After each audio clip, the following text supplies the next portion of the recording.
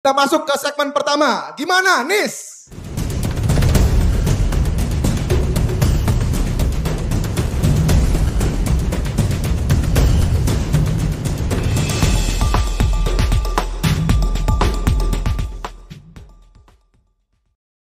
Oke, Bang Anies. Untuk pertanyaan pertama Bang Anies. Ini kan kebetulan kita di Pontianak Bang Anies, di Kalimantan Barat. Nah, yang lagi hangat di Pulau Kalimantan ini adalah adanya pembangunan IKN. Kita lihat di berita kayaknya Bang Anies dan Caimin itu ada suatu kurang sreg nih sama IKN. Selain itu juga kita tahu di Kalimantan ini ada program food estate nih Bang Anies. Kemarin kita lihat udah ada ini, kabarnya ada jagung ditanam di polybag begitu.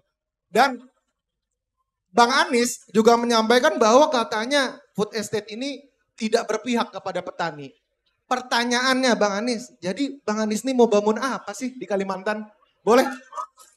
Kita minta Bang Anies jawab dalam waktu 2 menit. Silakan Bang Anies. Ini pertanyaannya bagus. Mau bangun apa di Kalimantan? Karena berarti seluruh wilayah Kalimantan yang dijangkau. Bukan hanya satu lokasi di Kalimantan. Oke? Itu bedanya. Karena ketika kita bicara dua hal itu, IKN satu lokasi di Kalimantan. Pertanyaan, masyarakat Kalimantan Barat dapat apa? Jangankan masyarakat Kalimantan Barat. Masyarakat Kalimantan Timur dapat apa? Oke? Sementara kalau kita lihat nih, saya sampai punya catatan. Apa yang mendasar? Saya ingin berikan perbedaan. Antara keinginan dengan kebutuhan. Kalau Anda punya keinginan dan kebutuhan, mana dulu yang diselesaikan? Mana dulu? Kebutuhan. Dan ketika bicara kebutuhan, tadi saya bicara juga dengan Monsignor Agustinus, kebutuhan paling utama salah satunya adalah tentang peningkatan kualitas manusia. Betul, kesehatan pendidikan. Saya sampai cek datanya. Datanya di 5 provinsi Kalimantan ini ada kelas yang rusak berat itu jumlahnya 10.000 ruang kelas. Oke.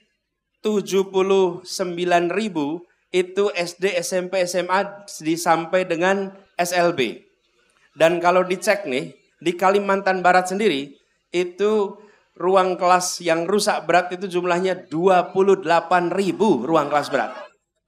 Sekarang, apakah itu perlu dibiarkan? Kalau tidak, lebih baik uangnya digunakan untuk memperbaiki kualitas manusia gitu. Nih, kita ingin di Kalimantan jalan-jalan terbangun dengan baik. Betul. Dan datanya nih, Kalimantan Barat ini salah satu provinsi di antara 10 provinsi yang paling banyak jalan rusaknya. Yang jalan rusak di Kalimantan Barat ini jumlahnya berapa? 3.700 km jalan rusak. Oke, haruskah itu dibiarkan? Gunakan dananya untuk perbaiki jalan-jalan rusak di sini. Jadi, ketika kita bicara tentang pembangunan, pikirkanlah pembangunan untuk satu pulau, untuk seluruh penduduk di pulau ini. Bukan hanya satu lokasi, kemudian seakan-akan semua mendapatkan sesuatu. Tidak, yang mendapatkan adalah mereka yang bekerja di tempat itu. Mereka yang tidak bekerja di tempat itu, mereka tidak mendapatkan apa-apa. Oke? Pertanyaannya, mungkin kita bangga karena ada sebuah kota terbangun di pulau kita. Akankah kebanggaan itu mengubah nasib kita? Bereskan kebutuhan dasar, bereskan hal-hal yang memang fundamental, dari situ Kalimantan akan maju, rakyatnya akan sejahtera. Oh, saya belum jawab food estate. Apa? Waktunya sudah habis. Iya, jadi saya tadi waktunya udah habis Bang Anies, cuman tadi saya mau motong juga. Kayak nanti malah dipotong, saya mau lanjutin gitu. Jadi saya agak takut juga, nih rame banget Bang Anies soalnya. Pontianak emang keren banget Bang Anies, tepuk tangan dulu dong. Saya jawab singkat aja soal food estate ini. Teman-teman sekalian, kami lebih mendorong bukan food estate, tapi jaminan pembelian panen. Atau disebut dengan kontrak farming. Apa itu? Petani menanam, merawat sampai panen, dan kita berkontrak untuk membeli hasil panen mereka selama 5 tahun. Oke. Jadi petani-petani itu ketika menanam tenang. Kenapa? Karena dia tahu nanti harga jualnya dan ada ambang bawah dan ambang atas batasnya. Dan itulah yang disebut sebagai kontrak farming. Kalau kita gunakan seperti food estate, apa yang terjadi? Dana itu dialokasikan untuk korporasi, membuka lahan baru, mereka menanam baru, dan apa yang terjadi? Petani kita yang sudah bergenerasi tidak mendapatkan faedahnya, tidak dapat manfaat. Plus potensi kerusakan lingkungannya besar.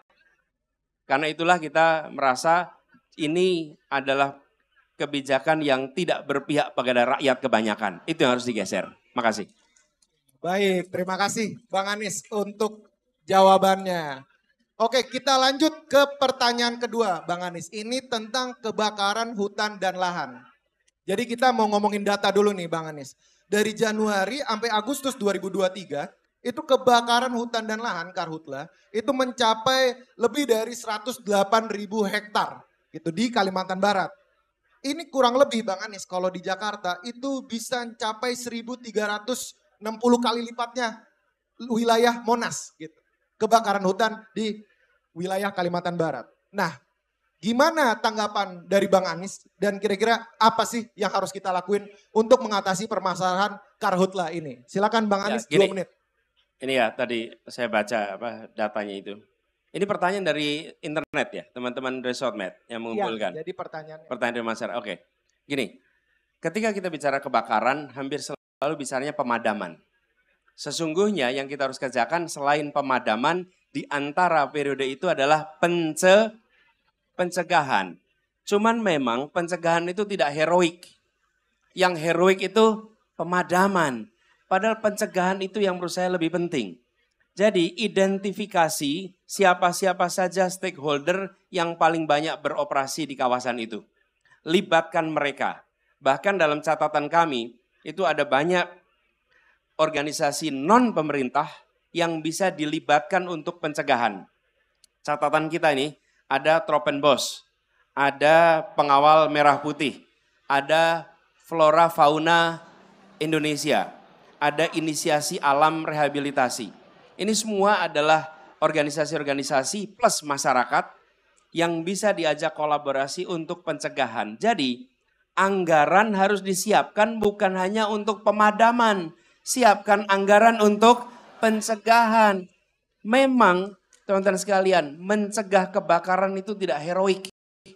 Karena tidak bisa ditunjukkan. Saya beri contoh aja. Ketika di tetangga sebelah ada kebakaran. Oke, pemadam kebakaran datang. Selesai dia memadamkan, semua orang akan mendatangi. Terima kasih, Bapak, Ibu adalah pahlawan kami yang menyelamatkan dari kebakaran. Betul kan? Orang yang sama melakukan pencegahan keliling ke rumah-rumah, memeriksa listrik, memeriksa saluran gas, meriksa dan berhasil mencegah, tidak ada yang datang ke mereka dan bilang, terima kasih Anda pahlawan. Betul tidak? Nah, sekarang sudah saatnya diubah. Sekarang kita harus konsentrasi pada pencegahan sehingga kita tidak harus mengalami kebakaran hutan. Gitu kira-kiranya. Baik, terima kasih Bang Anies untuk jawabannya.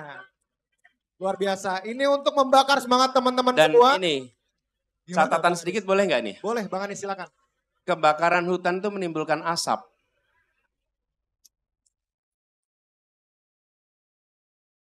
Iya tidak? Iya. Memang, iya kan menimbulkan asap bukan? Asapnya kemana? Ya kalau asap meninggalkan satu tempat ke tempat lain tidak dibawa oleh JNE. Tapi dibawa oleh,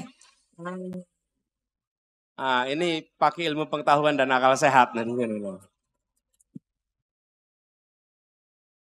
Aduh, Bang Anies nih bisa juga ya nyelip-nyelipinnya dikit nih Bang Anies nih. Nah, jadi angin itu nggak bisa diatur ya Bang Anies ya? Oh, pantes panas nih di sini nggak masuk nih angin nih. Gara-gara dibawa-bawa mulu nih sama Bang Anies angin-angin. Oke langsung kita masuk Bang Anies ke pertanyaan ketiga. Pertanyaan ketiga ini adalah mengenai perbatasan nih Bang Anies. Jadi Kalimantan Barat ini kan berbatasan langsung sama negara tetangga, Malaysia ya teman-teman ya.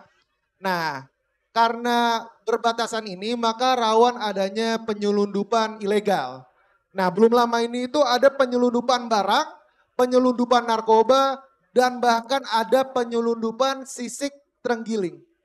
Gimana kira-kira solusinya dari Bang Anies? Boleh Bang, silakan. Ya, ada lebih dari kalau tidak salah 900 kilometer ya bentangan perbatasan. Menjaga perbatasan itu selalu menantang.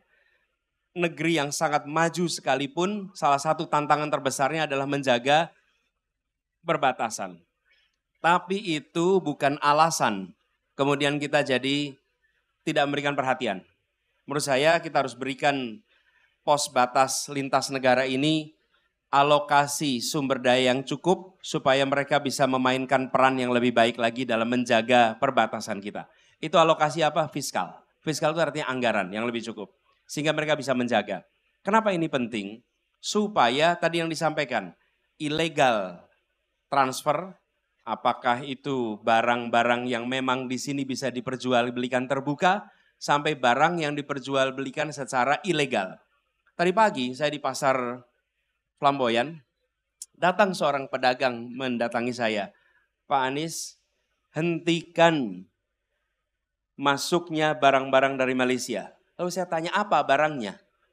Apa yang beliau sebutkan? Sayur-sayuran.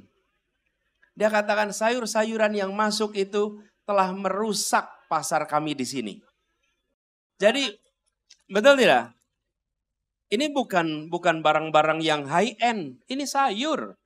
Apakah kita tidak bisa membangun sayur itu di sini? Bisa kita tanam. Jadi saya melihat satu itu. Yang kedua, pelibatan masyarakat. Bagaimanapun juga pelibatan masyarakat itu menjadi kunci. Dan yang ketiga yang tidak kalah penting. Kesejahteraan masyarakat di perbatasan harus ditingkatkan. Sehingga mereka tidak melihat yang seberang itu sebagai tempat yang jauh lebih tinggi standar sosial ekonominya. Artinya bantuan untuk permodalan, bantuan untuk usaha ekonomi mikro kecil di kawasan perbatasan harus diprioritaskan. Dulu kita pernah dengar pembangunan dari pinggiran. Tapi kenyataannya yang di pinggir masih terus ada di pinggir. Betul tidak? Nah, kami tidak ingin berslogan, tapi kami ingin daerah perbatasan jadi prioritas untuk pembangunan ekonomi. Supaya mereka tidak timpang dengan sebelahnya. Dan penjagaan tetap selalu menantang karena itu kita berharap bisa semesta. Masyarakat ikut mengawasi, melaporkan dan kemudian pos lintas batas atau pos batas lintas negara itu punya kemampuan untuk merespon bila ada laporan. Gitu ya. Baik, terima kasih Bang Anies. Jadi udah dijawab sama Bang Anies tadi ya untuk pertanyaan mengenai perbatasan Kalimantan Barat dengan negara tetangga. Oke. Ini ada satu lagi nih, sebelum kita masuk ke segmen berikutnya, ada pertanyaan terakhir nih Bang Anies. Tentang banjir nih Bang Anies. Jadi harusnya Bang Anies familiar banget lah harusnya dengan masalah banjir. Betul nggak teman-teman semua? Ini kok udah mulai lesu nih, betul nggak teman-teman semua? Tepuk tangan dulu dong buat teman-teman Pontianak. Oke. Jadi banjir itu Pak Bang Anies, itu jadi salah satu isu yang rawan juga di Kalimantan. Contohnya di Kalimantan Barat sendiri di Kapuas Hulu, Bang Anies. Itu banjir terjadi, ribuan rumah warga itu terendam Bang Anies. Bahkan gak jarang juga kadang ada korban jiwa karena bencana banjir itu sendiri. Nah, gimana pendapat Bang Anies terhadap bencana banjir ini dan bagaimana cara kita untuk menanggulanginya? Silakan Bang Anies, waktunya 2 menit. Gini, ada minimal 2, jangka pendek dan jangka panjang. Ketika bicara jangka panjang, maka akar masalahnya deforestasi yang itu dilakukan. Kemudian pembukaan lahan untuk apapun juga. Apakah untuk perkebunan, apakah untuk pertambangan, itu semua membuat luasan hutan kita menurun, kawasan yang bisa menyerap air hujan menurun dan menimbulkan banjir. Itu jangka panjang harus ada kegiatan reforestasi. Tapi dalam jangka pendek harus ada ukuran keberhasilan penanganan banjir. Ketika terjadi banjir, maka berapa lama itu harus surut. Kemudian harus dibuatkan semacam pengendalian air. Supaya dalam jangka pendek kita bisa menekan volume banjir yang berdampak kepada masyarakat. Karena begitu volume air itu meningkat harus ada pengendaliannya. Nah, kalau kita tidak siapkan itu, sampai kapanpun rakyat akan menderita. Jadi harus disiapkan tempat-tempat untuk penampungan, apakah itu dam, apakah itu tanggul, apakah itu bendungan, sementara sambil reforestasi dilakukan. Selama itu tidak dikerjakan akan sulit. Dan teman-teman sekalian, dengan adanya krisis iklim, atau barangkali bisa disebut sebagai malapetaka iklim yang sekarang terjadi, volume air hujan yang turun sudah melampaui rata-rata volume sepanjang perjalanan umat manusia. Jadi kita akan menyaksikan volume air itu melampaui. Teman-teman bisa lihat tetangga kita Singapura, satu kota terendam banjir. Pernah ingat ya? Di Tiongkok, tahu-tahu seluruh kota terendam banjir. Di Jerman. Jadi kalau kita tidak antisipasi dari sekarang, dengan satu reforestasi jangka panjang, jangka pendek adalah sistem pengendalian air lewat bendungan dam, maka rakyat akan mengalami dampaknya. Menurut saya dua hal itu perlu dikerjakan dan saya yakin itu sulit dikerjakan oleh pemerintah daerah. Harus pemerintah pusat turun tangan untuk membantu bereskan. Baik, Bang Anies, jadi sistem pengendalian dan juga reforestasi.